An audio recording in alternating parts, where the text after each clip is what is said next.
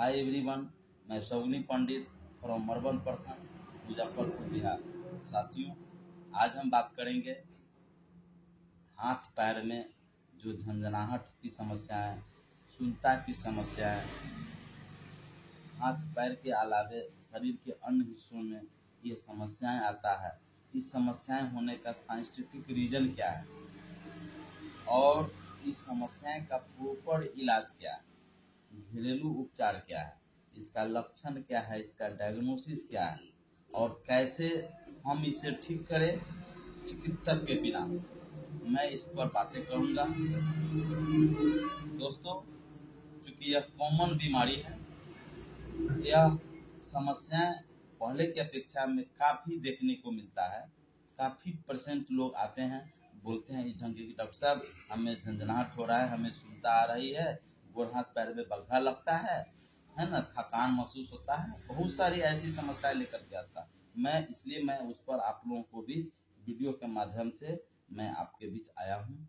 दोस्तों, अगर आप मेरे चैनल में नए हैं या फिर हमारी पहली बार इस चैनल से जुड़े हैं तो अभी के अभी आप लाइक करें, सब्सक्राइब करें और वीडियो पसंद आएगा निश्चित ही तो अपने ग्रुप में, अपने मित्रों में शेयर करने का कार्य करें। दोस्तों, हाथ पैर या शरीर के अन्य हिस्सों में झंझनाहट का वजह क्या होता है? वजह चूंकि यह कॉमन बीमारी के रूप में आ गया है और खास करके जो एबव 30 यानी 30 साल के बाद, 40 साल, 45 साल, 50 साल में ज्यादा यह समस्याएं देखने को मिलता है।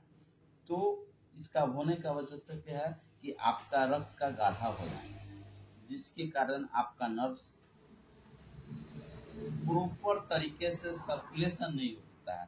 ब्लड का आदान प्रदान एक वेन से दूसरे, जो वेन तो सभी जुड़ा हुआ है, एक दूसरे से जुड़ा हुआ है, तो प्रॉपर तरीका से वहाँ आपका ब्लड का सर्कुलेशन नहीं होना, इस वजह से होता है। दूसरा वजह होता है कि आपका भाग दौड़ की जिंदगी के वजह से आपका लाइफ स्टाइल काफी चेंजेज हो गया। आप हमेशा स्ट्रेस में रहते हैं, तनाव में रहते हैं, टाइम टू टाइम भोजन नहीं लेते हैं, ठीक है, प्रॉपर हाइजीन का मेंटेन नहीं करते हैं। बहुत सारी कारण है, रीजन है, जिसके वजह से आपको प्रॉपर डाइट की जरूरत पड़ता है, नहीं ले पाते हैं। उस वजह से भी आपको चक्कर की समस्याएं, झंझनाहट की समस्याएं या फिर झुनझुनी की समस्याएं शरीर के अन्य हिस्सों में आपको देखने को मिलता है। और सबसे महत्वपूर्ण और कॉमन कारण है कि आप एक्सरसाइज का नहीं करना, ठीक है, एक्सरसाइज या फिजिकल एक्टिविटीज नहीं रहना, इस वजह से भी आपको ऐसी समस्याएं मिलता है, क्योंकि रक्त का गाढ़ा हो जाता है, जिसके कारण आपका ब्लड का आदान प्रदान नर्व्स प्रॉपर तरीका से कार्य नहीं कर पाता है। तीसरा चौथा कारण है कि या तो आपको कभी चोट लगा हो जिसके कारण नर्व्स दब गया हो, उस वजह से भी होता है। आप सोने का तरीका, बैठने का तरीका कभी उल्लंघन हो गया, कभी गलत तरीका से हो गया, या कभी गिर गए, या कभी चोट लग गया है ना, या कभी दुर्घटना के कारण किसी भी नस का दब जाना, इस वजह से भी आपको झंझनाहट की समस्याएं, सुनता की समस्याएं, है ना, बग्घा लगने की समस्याएं आपको आता है। चौथा कारण है कि आपके शरीर में कैल्शियम की कमी से भी होता है, पोटेशियम की कमी से भी होता है, सोडियम की कमी से भी आपको इस ढंग की समस्या आता है। विटामिन की भी कमी से आपको समस्या आता है। विटामिन में जैसे vitamin B1, B6, B12, niacin, iron की कमी, इस वजह से भी आपको कैल्शियम की कमी, इस वजह से भी आपको झंझनाहट की समस्याएं, सुनता की समस्याएं, बग्घा लगने की समस्याएं आता है।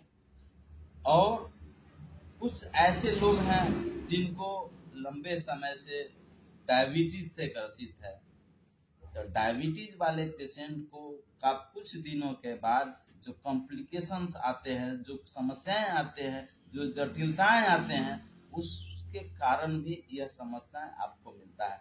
कुछ है जो थायराइड हो गया, हाइपोथायराइडिज्म के वजह से भी होता है।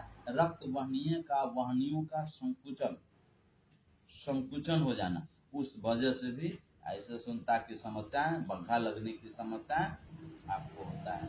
लाइफ स्टाइल आपने देखे होंगे कि अभी का जो युवा पीढ़ी है, जो ज्यादा तीखा तेल मसाला है ना, प्रिजर्वेटिव आइटम का ज्यादा, जैसे पिस्ता हो गया, पेस्ट्रीज हो गया, फास्ट फूड हो गया, मरमर्स हो गया, है ना, इत्यादि जो भी चीजें हैं जो कि उसको लेने का आदत हो गया है, लेते हैं। क्योंकि उससे आप पेट तो भर जाता है, इंटरेस्ट तो मिलता है, मजा तो आता है, लेकिन बॉडी को जो प्रॉपर तरीका से जो आपको न्यूट्रिशन की जरूरत है, जो आपको फ्रूट्स मौसमी फ्रूट्स लेने का जरूरत है, जो आपको भोजन से जो एनर्जी मिलता है वो आपको नहीं दे पाएगा। मुंह के लिए स्वाद तो मिलेगा, लेकिन उस वजह से भी यह समस्या आता है। और कभी कीट काट लिया, कीट पतंग काट लिया, या फिर जानवर के बाइट करने से ये समस्या आता है। अब इसमें लक्षण की बात करें, लक्षण क्या आएगा? लक्षण दोस्तों, साइन एंड सिम्टम्स में लक्षण में आपको कभी कभी आपके हाथ पैरों में सूजन होना, शरीर में कमजोरी होना, थकान आना, चक्कर आना, भूख की कमी, सांस लेने में भी आपको समस्याएं आता है, समस्या होना, आपको आप किसी को देख रहे हैं तो उसमें लगेगा कि एकदम दिखाई नहीं दे रहा, आपके सामने अंधेरा छा जाना, थकान होना, यानी मांसपेशियों में कमजोरी होना, ऐंठन होना, यहाँ तक कि पेशाब संबंधी समस्याएं, आंत के संबंधी समस्याएं, तीव्र दर्द के साथ साथ बहुत सारे चिंता के वजह से भी यह आपको समस्याएं आपको देखने को मिलता है। अब डायग्नोसिस की बात करें, भाई हो कैसे रहा है, इसको हम कैसे मैनेज करें, कैसे ठीक करें, क्या करें नहीं करें, उसके लिए कुछ टेस्ट होता है, आपको प्रॉपर डॉक्टर से चेकअप कराने की जरूरत है।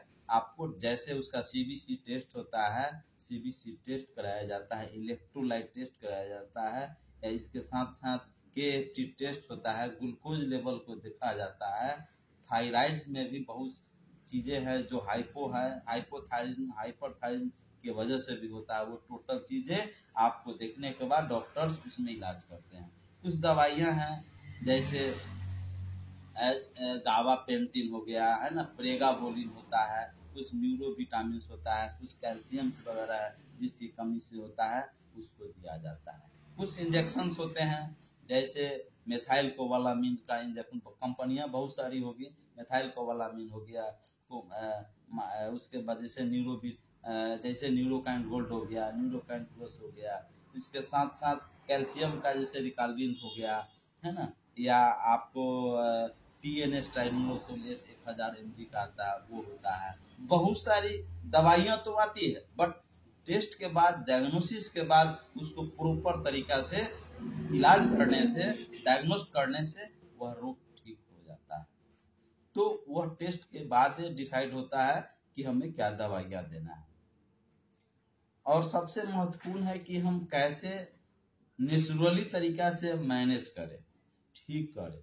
तो उसको ठीक करने के लिए दोस्तों सबसे पहले अपने हाइजीन को मेंटेन करना चाहिए। सभी को काम है, बीमारियां अलग चीज है, लेकिन हाइजीन को मेंटेन करें, व्यक्तिगत स्वच्छता पर आपको ध्यान रखना है। दूसरा है कि आपका जो एमिट्रिपाइलिन है, जो इलाज के दौरान भी दिया जाता है इसमें, ठीक है।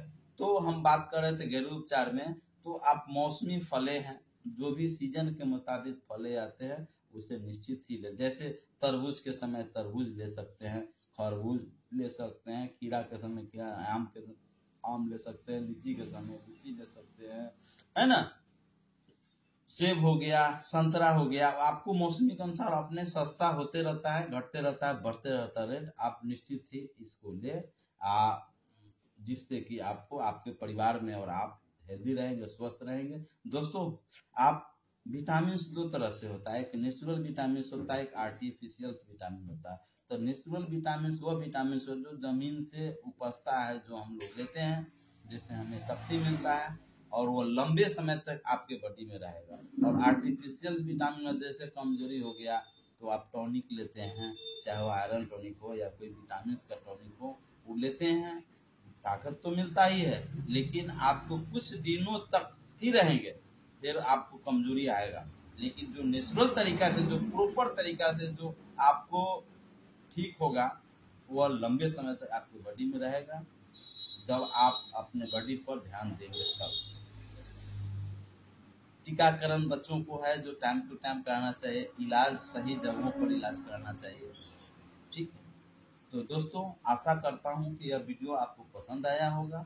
अगर वीडियो पसंद आया है तो प्लीज़ अभी के अभी आप लाइक करें, सब्सक्राइब करें और अपने मित्रों में, अपने दोस्तों में निश्चित ही शेयर करें। मिलते हैं मैं फिर अगले वीडियो के साथ। तब तक के लिए आप लोग स्वस्थ रहें, हेल्दी रहें, यह मेरी भगवान से कामना रहेगा। बहुत बहुत धन्यवाद।